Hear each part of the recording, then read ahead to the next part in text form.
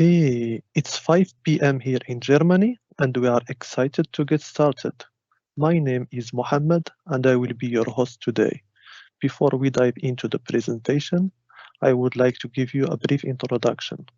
Today's webinar will be recorded, and you will receive the video by email within a few days. Of course, you will also have the opportunity to ask your questions in your Microsoft Teams window.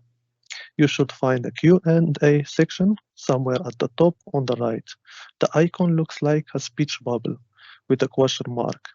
We will answer questions at the end of the webinar. If we can't cover all of them, we will follow up by email, so please include your email so we can get back to you. If you have any other questions, you are also welcome to contact us at any times at our general webinar address, webinar_NGB_NETZSCH.com. I have already posted the address as a message, so you can access at any time. Now, I would like to introduce to our today's webinar, Dr. Elena Moukhina. Elena studied physics and mathematics at Yaroslav State University and has a PhD in physics. She has been part of the niche analyzing and testing family for over 20 years now, and has gained a lot of experience in our R&D department before taking over the position of the business field manager for the software Neo. Elena has been a huge contribution to the development of Kinetics Neo and Termica Neo software, which she will present today. Welcome, Elena, and we are happy to have you today talking about analysis and simulation of kinetic processes in thermoplastics, crystallization, decomposition, aging, and lifetime. I will now hand over to you, Elena, to get started. Enjoy our webinar. Thank you very much, Mohammed, for a very kind introduction. Hello, everybody. Good morning, good evening, good afternoon, depending on your position on the globe. And today we have the webinar about kinetic processes in thermoplastic materials. And now we have, firstly, the agenda and our introduction. Here we have crystallization of polymers under different conditions: isothermal, cooling, heating, thermal stability and aging of polymers, and lifetime prediction under different temperatures. Firstly, we will speak about kinetic processes. You know that it could be crystallization or degradation, oxidation, and some of them could be measured. They could be measured by our instruments, thermoanalytical instruments, for example, DSC or TG. But sometimes these processes are very fast. For example, in industrial processes, where you make very fast cooling of your thermoplastic material, and the crystallization process or just a cooling process could not be measured by our DSC, because DSC is really slow. It has a couple of minutes, a couple of seconds time constant, and therefore cannot measure very, very fast processes. Another kinetic processes are slow, for example, aging. And for aging, it could be several days or several years or several months or maybe several decades. And in this case, it could not be measured again. And now, for this situation where we cannot measure, we will make kinetic analysis and make some modeling, kinetic modeling for very fast and for very slow processes. Here, firstly, we will take a data from laboratory for our kinetic analysis. It could be the data for differential scanning calorimetry, for example, for crystallization, where we measure heat flow. And during the cooling, during crystallization, there is the heat production, and its DSC curve looks like a peak. If the cooling is fast or slow, then this peak could be moved to higher temperature or to lower temperature and could be more or less intensive. Another type of the data is thermogravimetric data. In this case, we can make a measurement of the mass loss during decomposition. And again, it could be fast or slow, and everything could happen at low temperature or fast temperature. After that, we took this data and put it into our software, which called NETZSCH Kinetics Neo software. Here is our logo. Firstly, we take this data, put it into our software, make some processing of the data. For example, we can create a baseline for DSC data.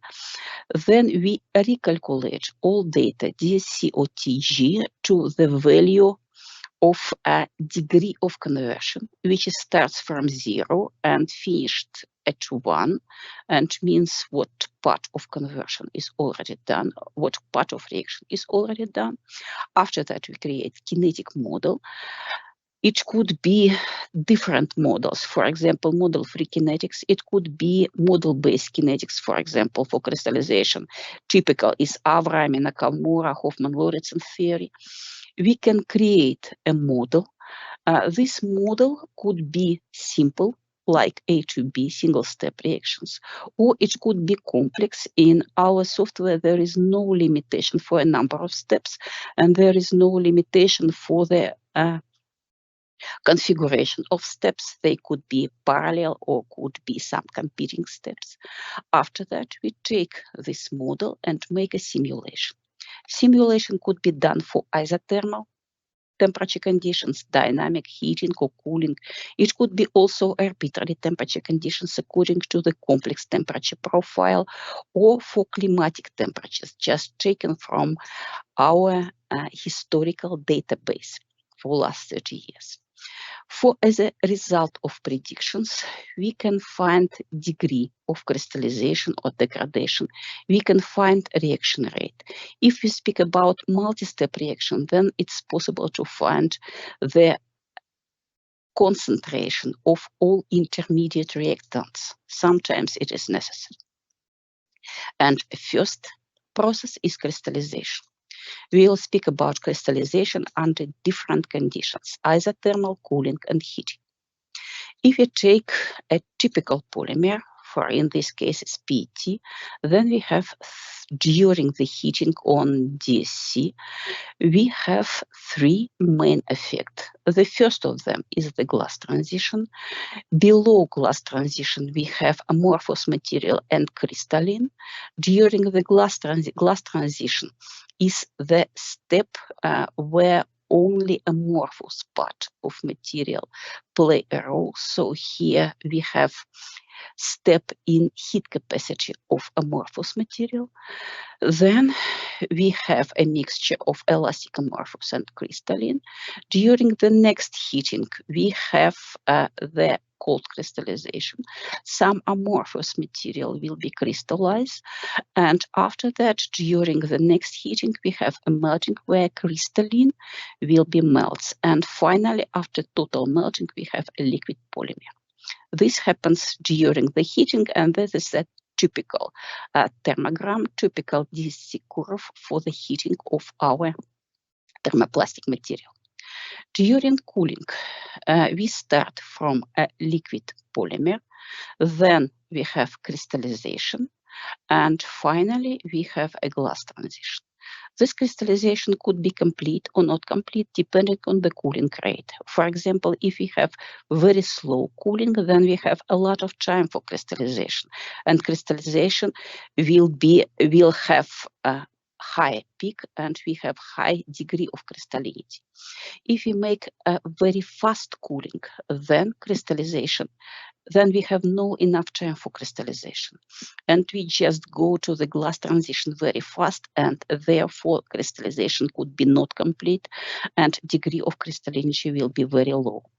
And now let's see if it's possible to make kinetic for crystallization process, which took into account not only crystallization during the cooling, but also crystallization during the heating and during isothermal. Now, the first very simple example is isothermal crystallization of polymer 12. Here we have time as horizontal axis, and the data, the measurements were done at different temperature from 162 to 168 degrees C. And of course, crystallization happens below melting point, below the equilibrium melting temperature.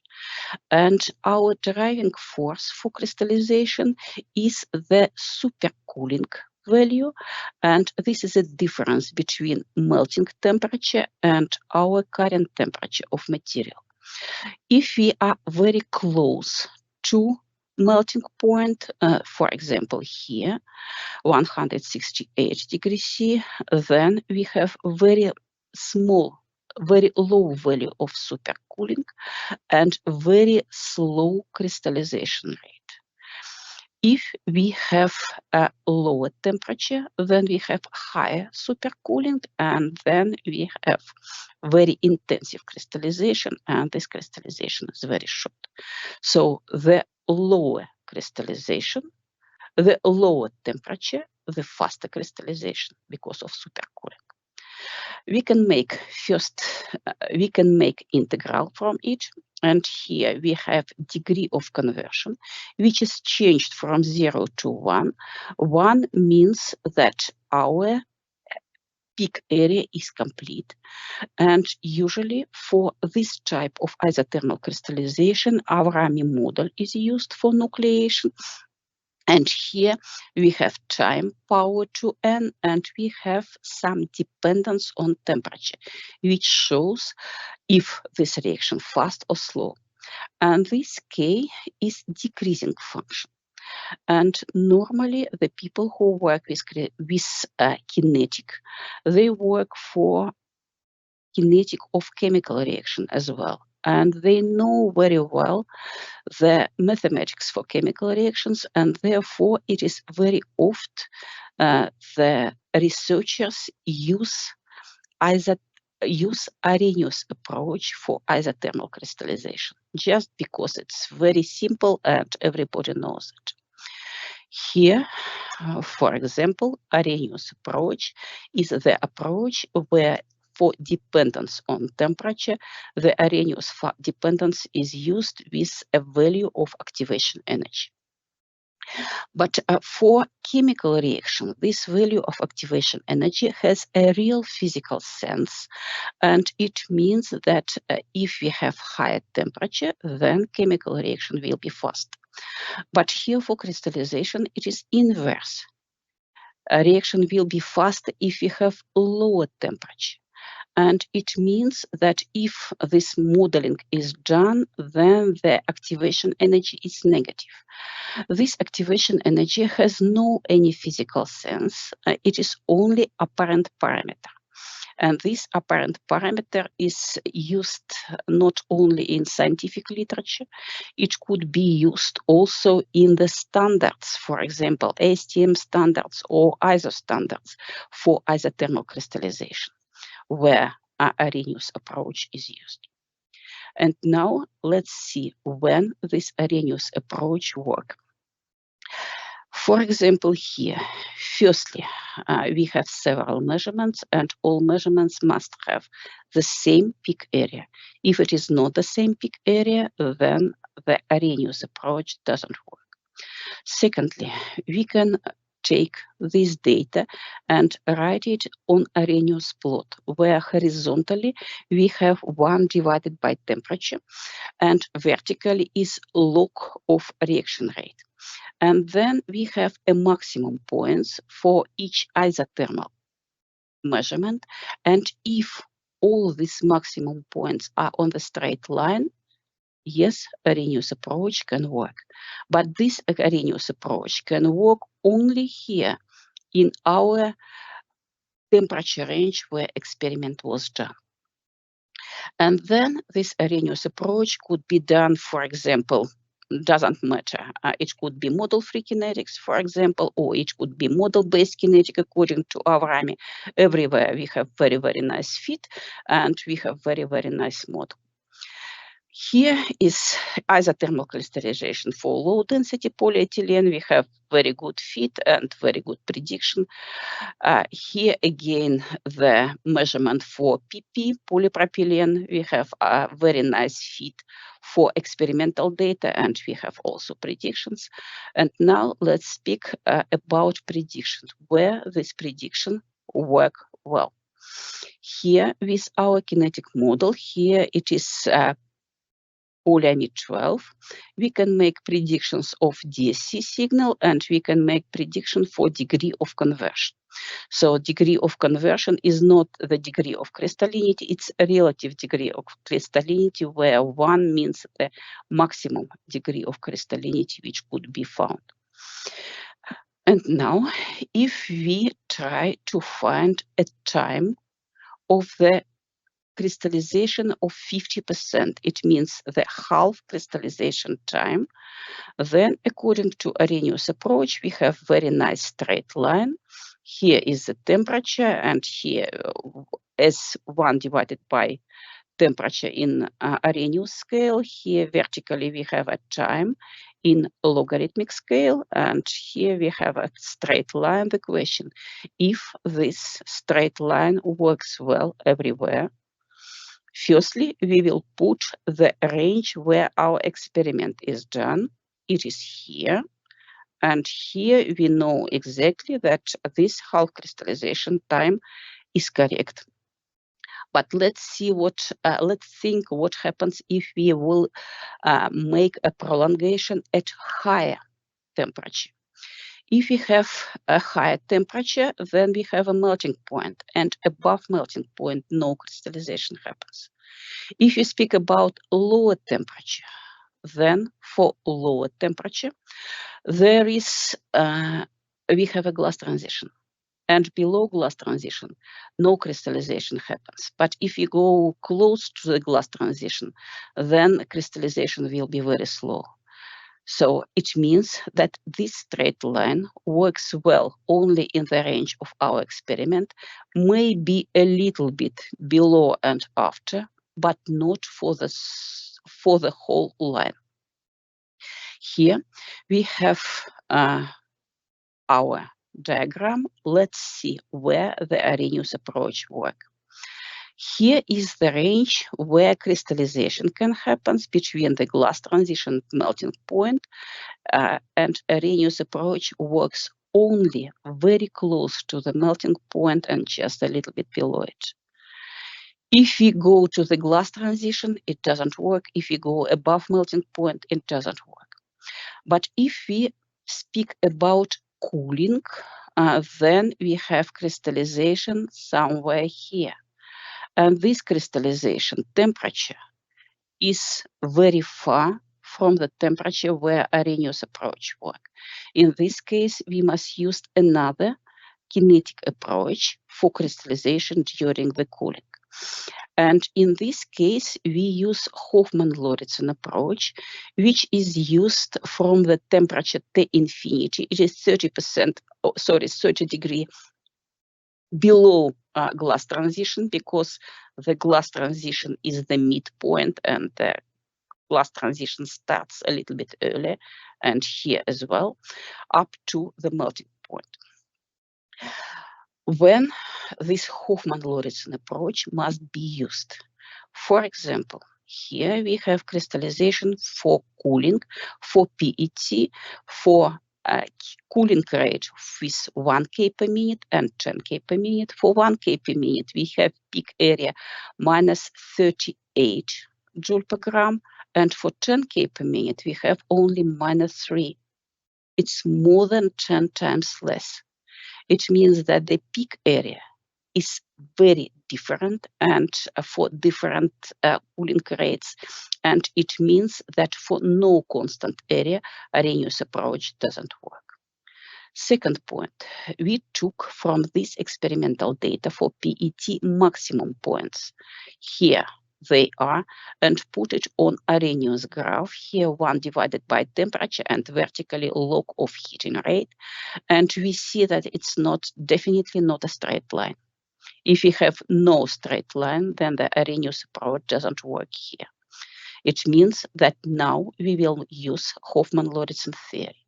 Hofmann-Lorentz theory is the dependence for temperature, which depends on the T infinity close to the glass transition, and it shows that if we are close to the glass transition, then crystallization is very slow because of diffusion. Secondly, it depends on the melting temperature. If we close to the melting point, then supercooling is small, and then crystallization is slow again. And somewhere in the middle, crystallization has the highest temperature rate. And here is example of crystallization according to Hofmann-Lorentz theory for nucleation of, I think it's PBT. And here we can use for the first part either Avrami nucleation or Shostak-Berggren reaction. And in this case, here we see that for Nakamura model, it's not very nice agreement between experimental data and our simulated data. And the second one, where Hofmann-Lorentz with Shostak-Berggren, it is published by Sbirazzoli firstly, and now it is the best possibility, the best kinetic which we have, and it is used from our experience for very many amount of thermoplastic materials during cooling, and it has very, very nice fit everywhere. And now we can use this model for PET, and this model can describe very small peak for very fast cooling, where crystallization is not complete because we have not enough time for cooling. And it works for, shows why the peak positions are not on the straight line. It is everything is okay. And then we can use this crystallization model to see what happens with material at different conditions. For example, for PET, during production of the bottles, PET bottles, it is a process with stretch bro molding. And during the production, material must be stay 60 minutes at some constant temperature. It could be from 100 to 120. Here we see that no crystallization happens, but if the temperature will be a little bit higher, then we see that here crystallization happens and our bottle from PET thermoplast is not transparent anymore. It will be like with milk a little bit because the crystallization happens. So this crystallization model can help us to make optimal conditions during the industrial processes. This model is very nice work, not only for cooling. Let's imagine that we have cooling, and during cooling, we have some crystallization peak, but the cooling is fast enough, and here the peak is not completely, crystallization is not completely. And then if we make a heating, then during the heating, the rest of crystallization happens. So we must see a second peak if we make a cooling and then the heating. According to our simulation, it must be a peak during cooling and a peak during heating if we have temperature here. Let's make experiment. Here, firstly, cooling, then isotherm, and then heating. During cooling, we have very nice crystallization peak at exactly the same position. During the heating, we have again crystallization peak. And if we make a temperature on horizontal axis, then we have these two peaks exactly as it was predicted. The only which was not prediction is the beginning of the melting peak, but it was not inside our model. We speak about crystallization only. Here is the isothermal lifetime, predictions for 20, 50%, and 80% of crystallization. And as you remember that for Arrhenius approach, it was only it was only a straight line, and now we have not a straight line. We have close to the glass transition and to the melting point, we have very slow crystallization. And somewhere in the middle, we have fast crystallization, and therefore the time until half crystallization, until 50%, here in the middle is short, and close to the glass transition to the melting point, it is fast. It is very, very long. Now, we can imagine where is Arrhenius line present. So here, Arrhenius line is somewhere here. We have 1 divided by temperature. It means that here we have a melting temperature, and here is the glass transition temperature. And Arrhenius time is Arrhenius line is somewhere close to the melting temperature. And here we see at which range this Arrhenius approach works and where it doesn't work. If we take a double-step kinetic model, for example, if we have 2 peaks during crystallization, for example, if we have 2 different materials and each has their own glass transition temperature and their own melting temperature, or maybe we have one material with different crystalline phases, then for this situation, we are able to make a multi-step crystallization, and then the curve which shows the half crystallization to the half to the 50% of crystallinity will be like this one, and it has 2 minima and very slow values close to the glass transition and to the melting point, and somewhere in the middle, because here crystallization is slow. Here is example for PBT during the cooling. We have very nice fit for Spirazzoli model, and this model could be used for different cooling rates. And if the cooling rate is slow, then we have enough time and we have a complete relative crystallization. If cooling rate is fast, then we have not enough time for crystallization and final crystallinity value is low. Here are some values, some literature which was used inside our software for this kinetic model for crystallization. This data could be used also for simulation of a big amount of material. For example, for the rods with a radius of 5 centimeter, diameter is 10 centimeter. Here we use our kinetic model with glass transition temperature, melting temperature as the literature values, Spirazzoli model. Then we took as original data the temperature dependent value for specific heat density and thermal conductivity. And after that, we can make a prediction where we have a temperature as a function of time at different points of our cylinder.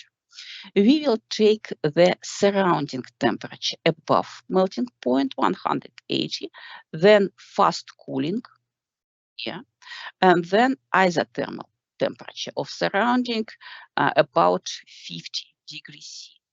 And then we have a curves.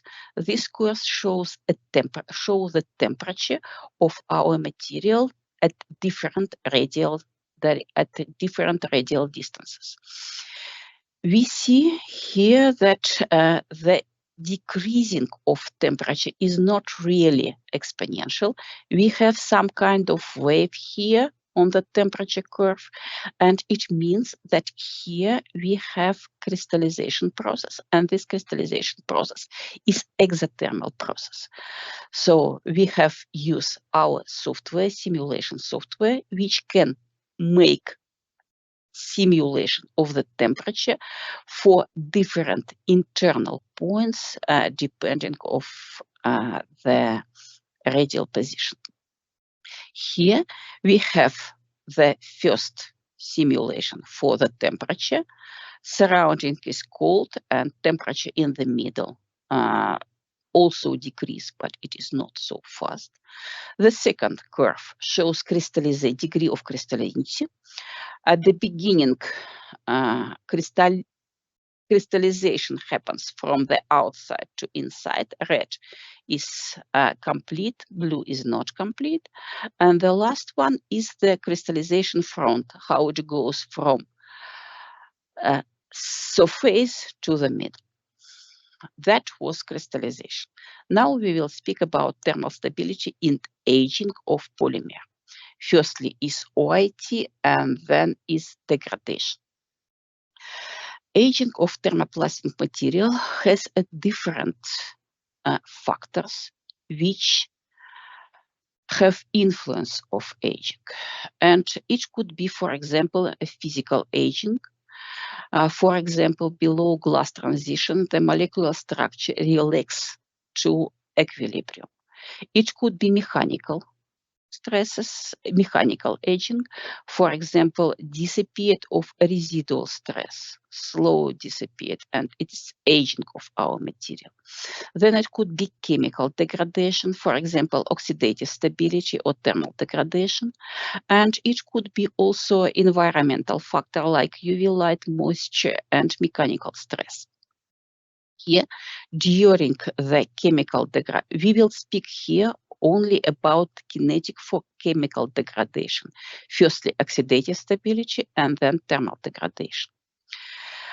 For oxidation, there are some methods in ASTM and in ISO, which called method oxidation induction time. And also in the standards, this method called accelerated thermal aging test.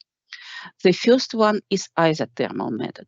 Here, the total DC measurement has two parts. The first part is isothermal, then heating, and then isothermal again. The first part is done under nitrogen.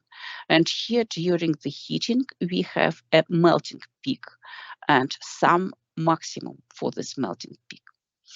The second part is under nitrogen and oxygen. So at this time point, we switch on the oxygen, and after that, we will wait about oxidation, and this oxidation happens after some time. Here is 9 minutes. And we have the oxidation induction time for this temperature. If the temperature will be different, then of course the oxidation induction time will be different. That was isothermal measurement. And another method is dynamic method. Here, the first part is exactly the same under nitrogen. Then we switch on the oxygen, but have not isothermal measurement, but we will have a heating. And in this case, we will find the onset temperature and the value for evaluation is not the time but the temperature. In this case, we will take the temperature for different heating rates, and after that we will create kinetic analysis. Firstly, isothermal data. We have for high density polyethylene measurement at different temperatures, isothermal measurement at different temperature from 200 to 225. And we have a different values of oxidation induction time. In our software, we put everything into the table. Here is the time and here is the temperature. And after that, according to Arrhenius graph, we have very straight line in the graph, in the Arrhenius graph, where we have horizontal axis 1 divided by absolute temperature and vertical is the logarithmic time. Here is our straight line, and it shows how our oxidation induction time depends on the surrounding temperature. And of course, the software provides pre-exponential factor and activation energy. Then this model can be used for prediction. So this straight line could be prolongation could be prolonged, and then we can see what will be the oxidation induction time for different temperature. First example, here we see the temperature where experiment is done. Here is our experimental straight line, and it is done above melting point where material is liquid. Then we will make a prolongation somewhere up to the melting point. Here, the melting point, we have a value a little bit below 1 month. And here material is also liquid, and we have a very nice prolongation of the straight line, and it is the same phase of material, and we assume that here our kinetic works well. But what happens for the temperature below melting point? Below melting point, material is not liquid anymore, it is solid, and it means that the oxidation will be different, and probably the oxidation will be slow for solid than for the liquid. And here we expect that this straight line doesn't work now, and we expect that our oxidation will be like a straight line for slower oxidation rate. In this case, we can think that up to melting point our prediction works well, but after that it is only the lower value which could be done, and we must think that a real oxidation time will be longer. Here is oxidation onset temperature. In this case, we just make the heating with different heating rates, and we have oxidation temperature for different heating rates. We put it into our table. We have a heating rate and the temperature, and on Arrhenius plot we have very, very, very nice straight line. And in this case, we can take this kinetic and make the simulation of just prediction according to this dynamic lifetime. Here we have again the melting point. Our straight line has here a value not exactly the same, but a little bit above 1 month.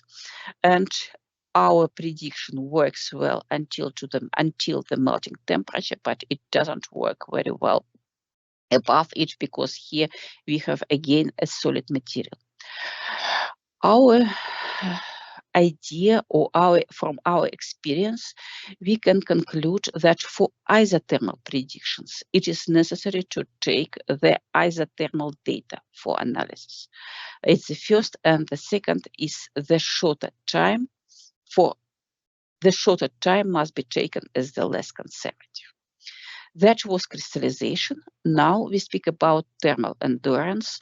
It is usually for electrical insulating material, and it works for single-step reaction only.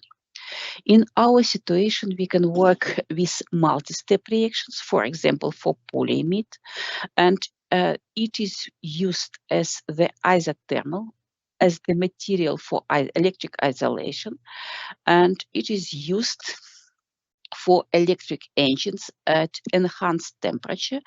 And if it is not stable, then it is not elastic anymore, and it could be some short circuit.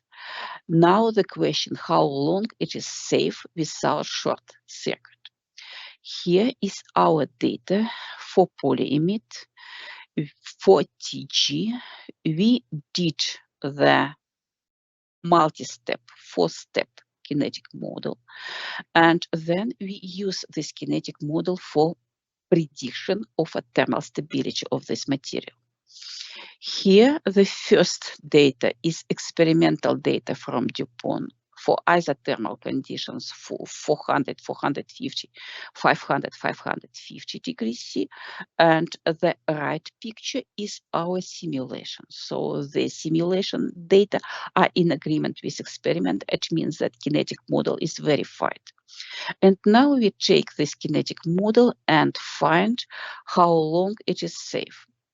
We took 20 hours and 20 years and make simulation at different temperature, and we can find that below 220 degrees C material is stable, and if the working temperature above 220 degrees C, then material is not stable anymore.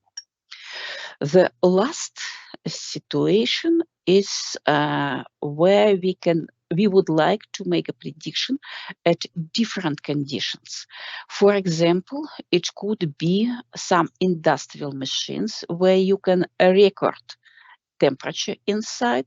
You can load this temperature into Kinetics Neo software, and then we can see the software can simulate you the process during this recorded temperature. And another situation where we have decomposition or aging under climatic conditions.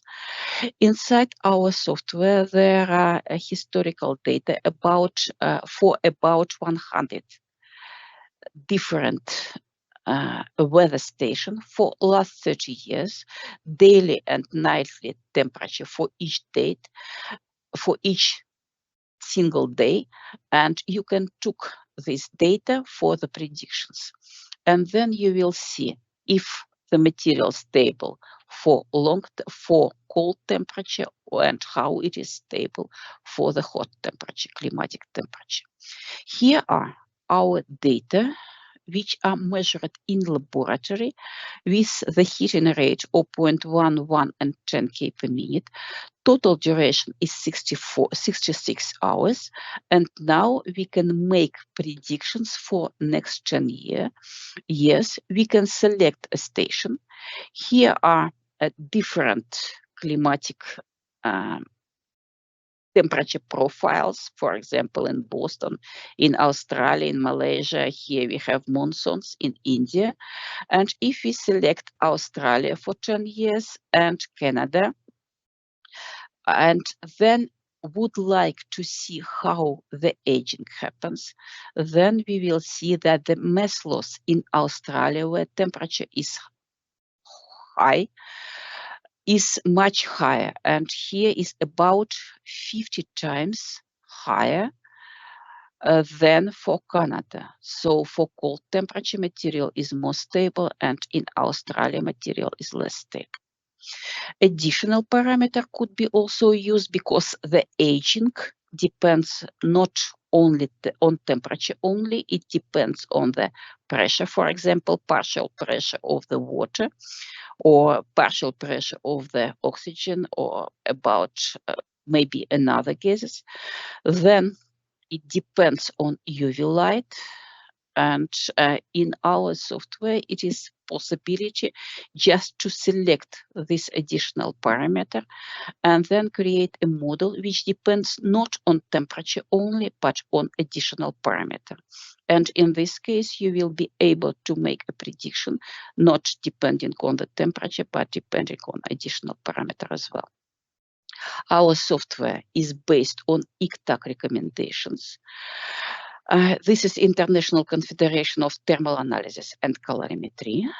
And here is the paper where I was proud to be invited in this project to create this recommendation. Our software fulfill this recommendation.